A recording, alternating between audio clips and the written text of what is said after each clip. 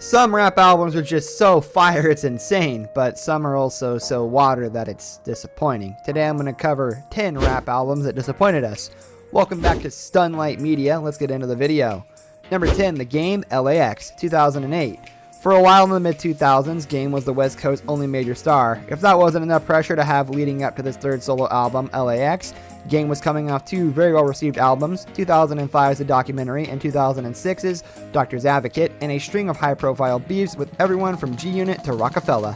Like my conscience, I was just free, you know what I'm saying? I wasn't beefing, I didn't have, I already knew that, like, this album, I knew it wasn't going to be no Dre, I knew it wasn't going to be no 50, I knew, like... Number 9, E40, The Ball Street Journal, 2008. Clunker, Break Your Ankles. There are a scant few rappers who can get to E40's age and not only remain creatively vital, but relevant as well. Scarface, although he hasn't released a record in a couple years. Jay-Z, certainly. Some might argue Nas as well, but E40 has one thing on all three. He's also been prolific as hell. In the past 5 years, he's released 10 albums, with 3 more due out by the end of this year. It's a little bizarre, but the record that kicked off this reign was a disappointing Ball Street Journal album. Number 8, Clipse, Till the Casket Drops, 2009. Coming off their first 2 excellent albums, the Clipse should have followed one simple rule: if it ain't broke, don't fix it. The duo's previous 2 albums were entirely produced by the Neptunes, and it resulted in some amazing music. 2009's Till the Casket Drops was their first album that featured other producers, and some of the magic was gone. Whether that's due to the group's chemistry ruining its course musically, the influx of other producers, or the beginning of a rut for Pharrell production-wise, the results were disappointing. Yeah, we kind of, did a little bit of cleaning up on it. The Clipse been through a lot, not only with the label drama, but, we lost a lot of family and friends, entourage, people who... Number 7, Asher Roth, Asleep in the Bread Aisle, 2009. Asleep in the Bread Aisle fell on 2 different sets of ears and left neither fully satisfied. The first group consisted of fans that checked out the album because they loved the single I Love College and left disappointed because the whole thing wasn't a radio-ready ode to partying. The second group was made up of fans who were hooked by the Greenhouse effects, excellent raps over an assortment of beats, but felt that Asher's album lacked the hip-hop knowledge and skill boasted by his mixtape. Be yourself, one, because it's the hardest thing to do. You come in with nothing, you leave with nothing, and everything you do in between is what really, really matters. When I say do something crazy... Number 6, Whale, Attention Deficit, 2009. It's hard to remember how, considering his current status, but after Whale's debut album, Attention Deficit, he was all but dead and buried in the rap game. Whale was widely thought of as a joke and chillin' was the punchline. At the time, he was coming off 3 excellent mixtapes, highlighted by the mixtape About Nothing, where the mixtape About Nothing was creative and awesome. Attention Deficit was relatively boring. There were people against interracial marriage and interracial dating and things of that nature, but now it's like, okay, like, my wife's white. Like, it's like, it doesn't matter. Number 5, B.O.B. B.O.B. presents The Adventures of Bobby Ray, 2010. Clunker, Magic, F Rivers, Kumo formed the very beginning of his career. It was clear B.O.B. was not a typical rapper. He was an MC, producer, and singer who insisted on making different types of music.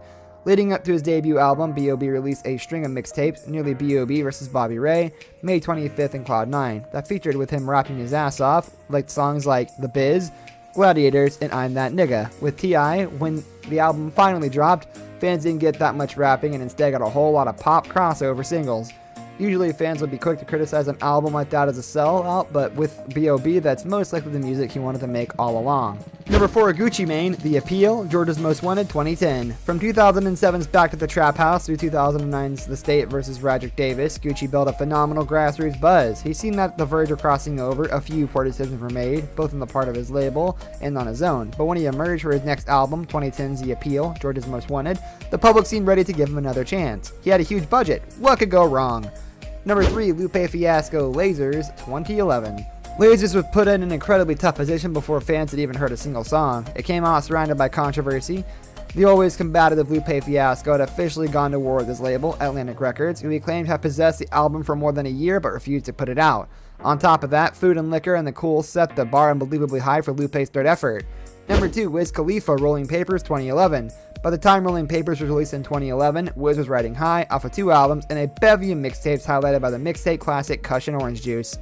His status as every stoner's favorite new rapper was absolutely cemented and deserved. However, when his album dropped, a lot of the diehard fans he had accumulated over his 5+ years of output weren't pleased. Number 1, Lil Wayne, The Carter 4, 2011. The Carter's 4 Mistakes was its name. It shouldn't have been the 4th installment in the Carter series. The preceding 3 were classics, and the name alone set the expectations too high. Almost inevitably, the album was a disappointment. It lacked the innovative edge of its three forefathers, but still it was seen as Wayne's comeback album after he served a prison bid for gun possession.